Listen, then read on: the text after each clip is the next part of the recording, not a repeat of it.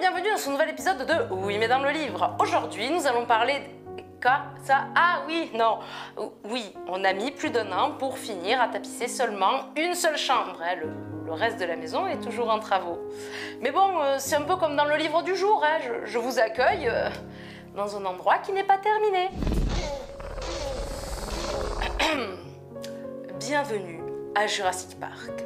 Aujourd'hui, nous allons parler des vélociraptors.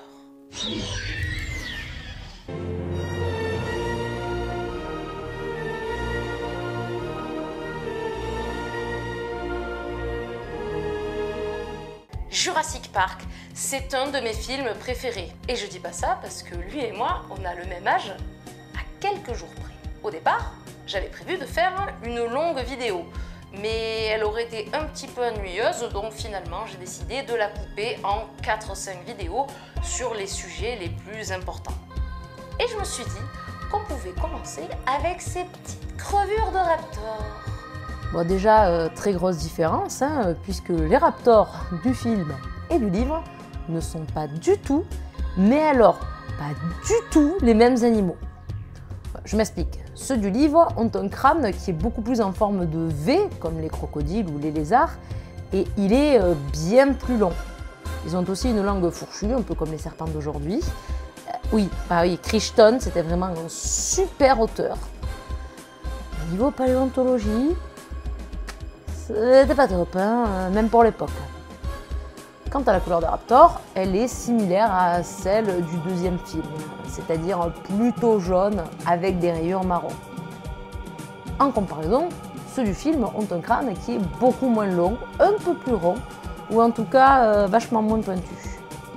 Ils n'ont pas de langue fourchue et sont de couleur plutôt gris uni, voire gris-marron.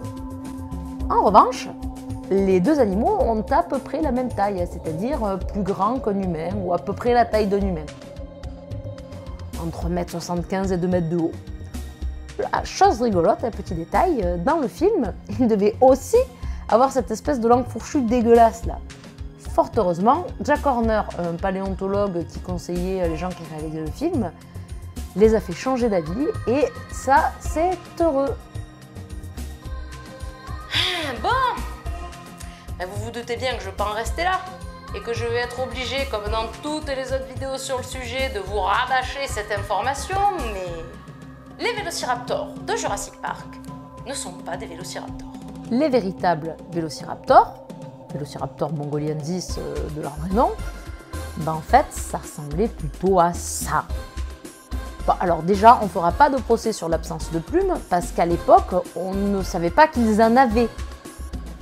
Mais on voit bien que la bestiole est quand même très différente de ce qui nous est décrit plus haut, déjà l'allure générale, mais surtout parce que je ne sais pas si vous avez remarqué, mais c'est beaucoup plus petit que la taille de nos amis de Jurassic Park.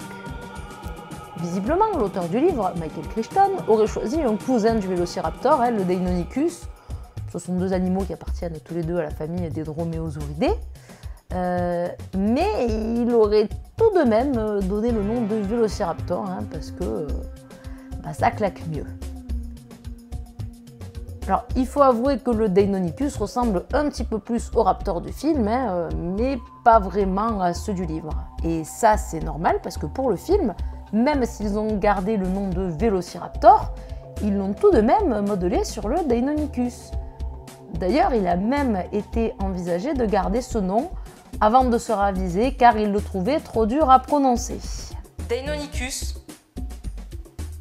C'est pas compliqué à prononcer ça, Deinonychus. D'ailleurs, Grant cherche des fossiles dans le Montana, lieu où vivait le Deinonychus, mais pas le vélociraptor. Le vélociraptor vivait quant à lui en Asie centrale. C'est pas une contrée voisine, si vous voyez ce que je veux dire. Bon, cependant, niveau taille, c'était pas encore ça. Donc même s'ils se sont basés sur le Deinonychus, en fait, ils ont plus ou moins inventé un vélociraptor fictif. Puis, finalement, pendant le tournage du film, a été décrite une nouvelle espèce de droméosaure, l'Utahraptor. Ce dernier correspondait presque, et attention, je dis bien presque aux vélociraptors présents dans le film, que ce soit en termes de taille, en termes de morphologie ou de musculature, mais aussi quasiment sur le lieu de découverte. C'était tellement impressionnant que Stan Winston, le superviseur des effets spéciaux, aurait déclaré « Nous l'avons fait et ils l'ont découvert ». Est-ce que ça voudrait dire que les vélociraptors du film sont en fait des utahraptors? En tout cas, ça fait toujours débat chez les fans. En tout cas, ces bestioles sont très intelligentes, que ce soit dans le film ou dans le livre. Ils sont capables de résoudre des problèmes, notamment de s'échapper de leur cage. Alors, dans les deux cas, dès qu'il n'y a plus d'électricité, les raptors se font de la malle. Sinon, au niveau des changements livre-film, dans le livre, ils se reproduisent et se diffusent déjà en dehors de l'île. Ils en sont même à la 3e, voire peut-être même la 4e génération. Alors que normalement, ils ne sont pas censés se reproduire. Parce que comme dans le film, tous les animaux de Jurassic Park sont des femelles. Pendant la tempête, certains embarquent sur un cargo de ravitaillement qui doit quitter l'île. Et donc, ils pourraient potentiellement se diffuser. Bon, fort heureusement, à la fin, ils arrivent à les stopper. Alors je ne sais pas s'ils font exprès de monter dans le cargo pour pouvoir se diffuser dans le monde entier, ou s'ils sont montés un peu par hasard sur le bateau. Ils font également le siège d'un bâtiment où se trouvent les humains et rongent les barreaux qu'ils savent non électrifiés. Par contre, ils ont l'air tout de même un peu moins intelligents dans le livre que dans le film, mais ça je vous expliquerai pourquoi plus tard. Et ils sont beaucoup plus nombreux, parce que dans le film, on a seulement 3 raptors, la grande et ses 2 comparses. Mais dans le livre, on en a 37 et seulement au dernier des comptes. On a aussi une scène dans le livre où les humains relâchent un petit raptor qui les mène jusqu'à un nid, et ce nid se trouve dans un trou. Oui, bon, oui, non, oui, je sais que c'est très con, on est d'accord, hein, mais là n'est pas la question, on n'est pas là pour faire de la biologie, hein. On est là pour dire pourquoi c'est différent dans le livre que dans le film. Rappelle-toi, Marine, rappelle-toi. Bon, dans ce nid, ils trouvent quelques adultes et beaucoup de jeunes vélociraptors. Et ceux-ci sont verts rayés de brun et non jaunes comme les raptors de première génération. On nous explique aussi que ce sont des raptors qui sont nés, entre parenthèses, naturellement, au nez à la barbe des humains. On a donc ici la 2e et la 3e génération de raptors, voire peut-être même la 4e.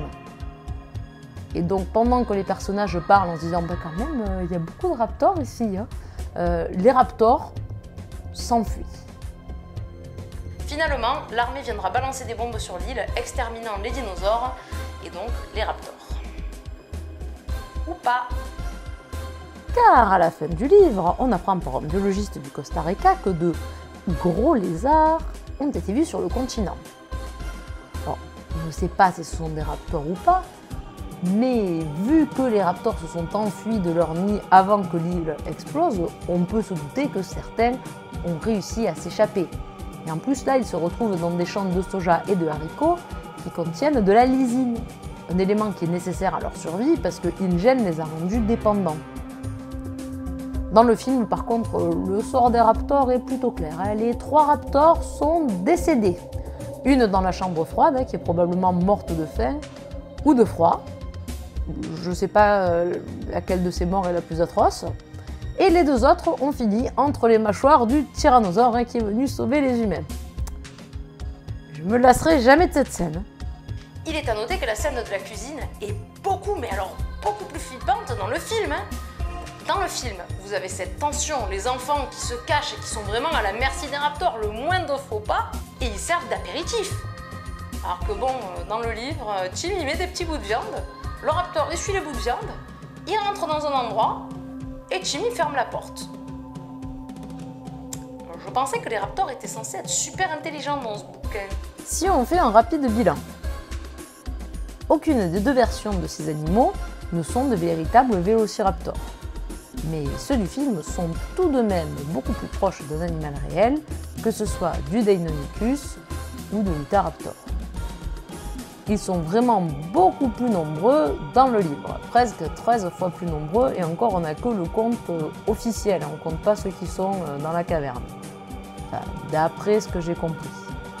Ils se sont reproduits dans le livre, mais visiblement pas dans le film. Et ils sont très intelligents, mais tout de même un peu plus dans le film.